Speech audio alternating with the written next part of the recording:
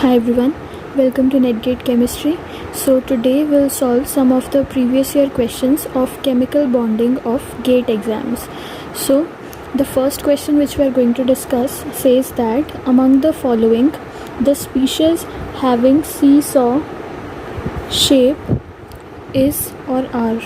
So there were four options given as SF4, XeF4, ClF4 positive and ClF4 negative, and then there were four options given A and B only, A and C, like that. So we have to find out which of the following species are having seesaw shape.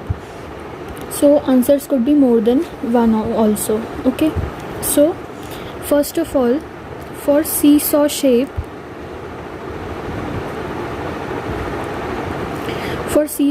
we know that steric number should be equal to 5, right?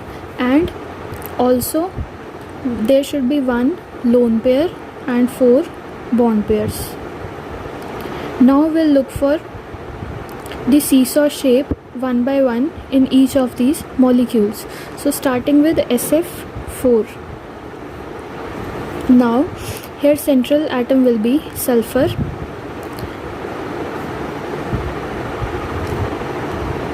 Sulfur belongs to oxygen family, so it will be having 6 electrons in the valence shell. Okay, now this sulfur is attached with 4 fluorines. Fluorine is univalent, so it will be attached like this. So SF4 will be having 1 lone pair plus 4 bond pair, giving you steric number of 5, which is satisfying this condition. So definitely SF4 is going to be of seesaw shape. Now moving on to the next molecule, which is XeF4. Here xenon will be the central atom. It belongs to noble gas family, so it will be having 8 electrons in the valence shell. Now this xenon is also attached with 4 fluorines. Fluorine is univalent, so it will be attached like this. So xenon will be having 2 lone pair plus 4 bond pair, giving you steric number 6. So it is not having seesaw shape. Moving on to the next molecule, which is ClF4 positive. Now here Cl will be the central atom. Now chlorine belongs to halogen family, so it will be having 7 electrons in the valence shell. So now if I want to take this positive charge onto this central atom, so I have to remove one of the electron, so it will be having then the positive charge. So now it is having 6 electrons along with a positive charge. So now we have to attach 4 fluorines here, so it will be attached like this, and there will be 1 lone pair. So here in this case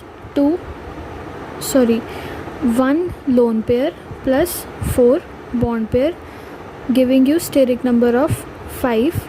So it is also satisfying the condition, so it is also having the seesaw shape. Now the last molecule, which is ClF4 negative. Here also Cl will be the central atom, having 7 electrons in the valence shell. But here in this case, if I want to take this negative charge onto this central atom, then I have to introduce it like this, 1 extra electron with a negative charge. Now I have to attach 4 fluorines which are univalent, so it will be present like this.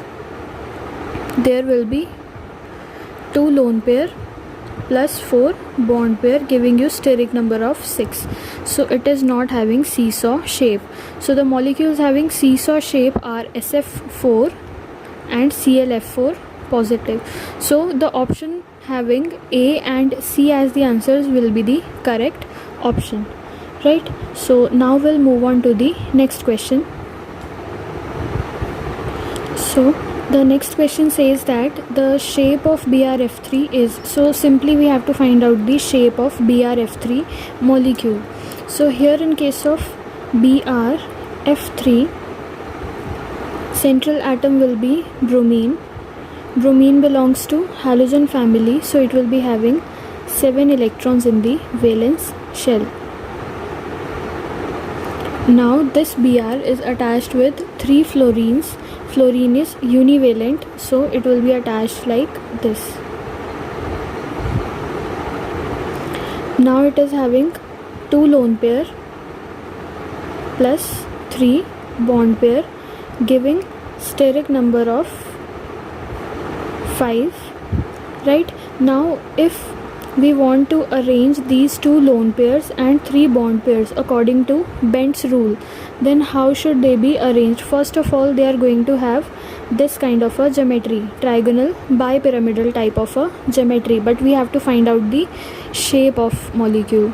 So first we'll draw the geometry, and then by ignoring the lone pairs we'll find out the shape of the molecule. So first I'm going to place these 2 lone pairs. So we know that lone pairs are S files, that means percentage S character loving, so they are going to be in these 2 positions, right? That we have discussed in Bent's rule in part 12 of chemical bonding. So there are remaining 3 fluorines, so they will be attached like this, right? You can also first orient these fluorines. So for that you should know that fluorine is electronegative, it is S non-file, so it will try to attach at the positions which is having least percentage S character, which are these 2 positions. So these 2 fluorines will be first arranged here, then the third fluorine will not be having any choice except for getting into one of these 3 positions. It will be attached here, and remaining 2 lone pairs will be attached here. So either ways you are going to get this type of a geometry, trigonal bipyramidal type of a geometry, but we have to find out the shape of this molecule. So in order to find out the shape of molecule, you just have to ignore these 2 lone pairs, and then you have to find out what type of shape you are getting. This is T shaped, so the correct option is option D, that is T shaped, right? So now we'll move on to the next question. So the next question says that in compounds of the type ECl3, where E is equals to either boron, phosphorus, arsenic or bismuth, the angle ClECl is. So we have to find out the bond angle trend. So first we have to look for the type of molecules which are being formed. So the type of molecules being formed are BCl3, PCl3, AsCl3 and BiCl3. These 4 type of molecules can be formed. So now if we look at each of these molecules, you will find that if we look for the steric number of these molecules, then we have to first find out the geometry, right? So in case of boron, it will be like this. Boron is having 3 electrons in the valence shell, so each of these 3 electrons will be bonded to Cl, so here steric number will be 3. In case of PCl3, phosphorus will be having 1 lone pair along with 3 Cl attached like this. Now we have practiced so many questions that we can make it like this directly, right? So phosphorus belongs to nitrogen family, so just like nitrogen, it will be having 5 electrons in the valence shell, out of which 3 electrons will be used for the bonding and 2 will remain as lone pair. Arsenic also belongs to nitrogen family, so it is also going to have 1 lone pair along with 3 Cl attached like this. In case of bismuth also, it will be like this. So for BCl3, steric number will be 3. For PCl3, steric number will be 4. For AsCl3, it will be 4. For BiCl3 also, it will be 4. So this is about the steric number of these 4 molecules. If we look at the hybridizations, so in this case the hybridization will be sp2, here hybridization will be sp3, here also sp3, sp3, here also sp3. Now we know that for sp2 hybridization, so before going into next step, I want to tell you that you should be knowing how to apply the concepts. So that we have discussed in the chemical bonding videos, that first we have to look for the hybridizations while looking for the angles in the molecules. So that's why I have first tried to find out the hybridizations in these molecules. So first, after finding out the hybridizations, you know that for sp2 hybridization the bond angle is generally 120 degree, and for sp3 hybridization the bond angle comes out to be generally 109 degrees. So definitely the molecule having sp2 hybridization is going to have more bond angle as compared to these three molecules. So highest bond angle will be found in case of BCl3. So definitely out of these four options, these two options are going to be cancelled out, because BCl3 is going to have the most bond angle. So these two options are cancelled out. Now out of these three we have to find out the bond angle trend. So if we look at these three molecules, then after this we have to find out the electronegativity trend of the central atom. So phosphorus is more electronegative as compared to arsenic, as compared to bismuth.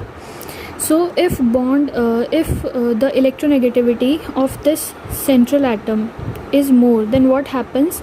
It attracts these bonded pair more towards itself, right? When it attracts these bonded pair more towards itself, what happens? Electronic repulsions takes place, right? The repulsions takes place and the bond angle increases. So more the electronegativity of the central atom, more will be the repulsions. Okay, more will be these repulsions and more will be the bond angle. So because phosphorus is having most electronegative character out of these three, so PCl3 is going to have more bond angle also. So this is the electronegativity trend. If we look at the bond angle out of these three molecules, then we will find out that electronegativity is going to be directly proportional to the bond angle in these molecules. Why? That I have told you, because more the electronegativity of the central atom, more will be the attraction of these bonded pairs towards itself, and then there will be the repulsions dominating in these molecules, and due to these repulsions the bond angle will increase. So the bond angle trend will be like this. So if we look at these four molecules, then BCl3 will be having most bond angle, followed by PCl3, then AsCl3, and then BiCl3. So out of these two, the correct option is going to be option B, right? So so far we have discussed three questions which are being asked in GATE exams from chemical bonding section. So I think that's it for this video. Thank you so much for watching.